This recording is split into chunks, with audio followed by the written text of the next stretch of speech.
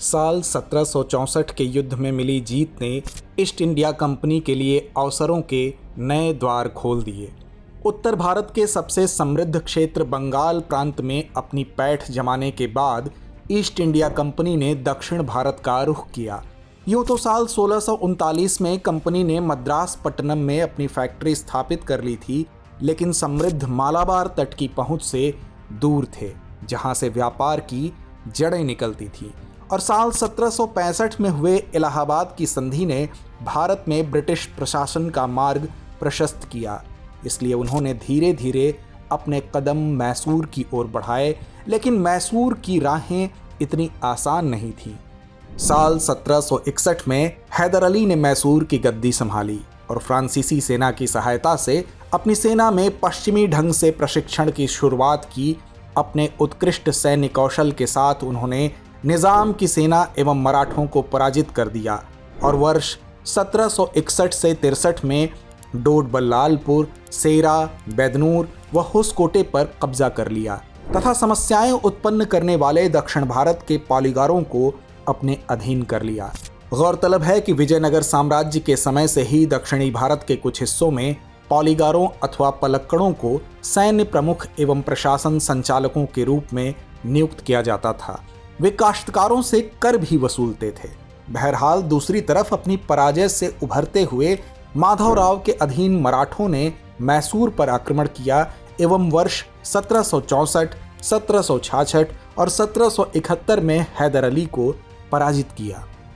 हालांकि इन वर्षों के बीच हालात में कई बड़े परिवर्तन हुए। दरअसल हैदराबाद के निज़ाम, मराठों और अंग्रेज़ों ने हैदर अली के खिलाफ एक एकीकृत मोर्चा बनाया, लेकिन हैदर अली ने बहुत ही चतुराई और कूटनीतिक कौशल से बाजी पलट दी।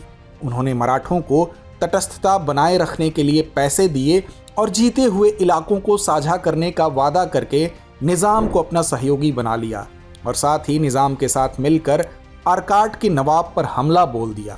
दोनों पक्षों के बीच युद्ध लगभग 1.5 साल तक चला, लेकिन हार जीत का फैसला ना हो सका।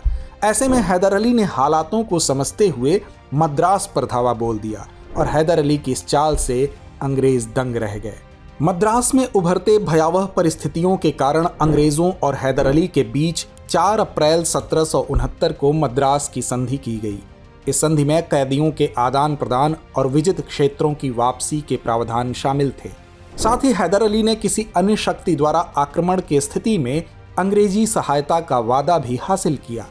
वहीं साल 1771 में जब मराठों ने हैदर अली पर हमला किया तो अंग्रेज मद्रास की संधि के तहत हैदर अली की मदद करने आगे नहीं आए और हैदर अली ने अंग्रेजों पर मद्रास की संधि के उल्लंघन का आरोप लगाया। लेकिन हैदर अली की मदद फ्रांसीसी व्यापारियों द्वारा की गई और उन्होंने हथियार और अन्य युद्ध संबंधी सामग्री उपलब्ध करवाई और साल 1781 में कर्नल बैली के नेतृत्व वाली अंग्रेजी सेना को हैदर अली ने शिकस्त दी। लेकिन दिसंबर 1782 में हैदर अली की मृत्यु हो गई। उनके बाद सत्ता संभाली टीपू सुल्तान ने, जिनके नेतृत्व में मार्च 1784 में मैंगलोर की संधि हुई। इस संधि में प्रत्येक पक्ष द्वारा दूसरे से लिए गए क्षेत्रों को वापस करने की बात कही गई थी। समय के साथ टीपू सुल्तान एक कुशल शासक सिद्ध हुए। वहीं तीसरे एंग्लो मैसूर युद्ध की नींव तब तैयार हुई जब टीपू और त्रावणकोर राज्य के बीच वाद विवाद उत्पन्न हुआ। चूंकि त्रावणकोर के राजा द्वारा कोचीन राज्य में जलकोट्टल और कन्नानौर को डचों से खरीद लिया गया और कोचीन क्षेत्र टीपू सुल्तान के अधीन था, इसलिए उन्होंने त्रावणकोर के राजा के इस फैसले को अपने संप्रभु अधिकारों का उल्लंघन माना और यही कारण था कि अप्रैल 1790 में टीपू ने अपने अधिकारों को पुनः बहाल करने के लिए त्रावणकोर के विरुद्ध युद्ध का ऐलान किया। युद्ध की घोषणा सुनते ही अंग्रेजों को लगा कि यह एक अच्छा मौका हो सकता है टीपू सुल्तान को हराकर मैसूर पर कब्जा करने का, और इसी योजना के साथ ईस्ट इंडिया कंपनी ने त्रावणकोर के राजा के साथ मिलकर टीपू पर हमला बोल दिया। लेकिन साल 1790 में जनरल मीडोज के नेतृत्व वाली अंग्रेजी सेना को टीपू सुल्तान ने हार का स्वाद चखाया।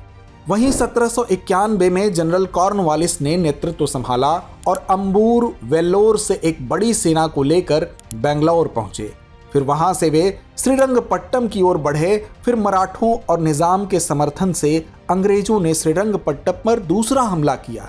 इस हमले का सामना टीपू सुल्तान ने काफी बहादुरी के साथ किया, लेकिन हालात उनके पक्ष में नहीं थे।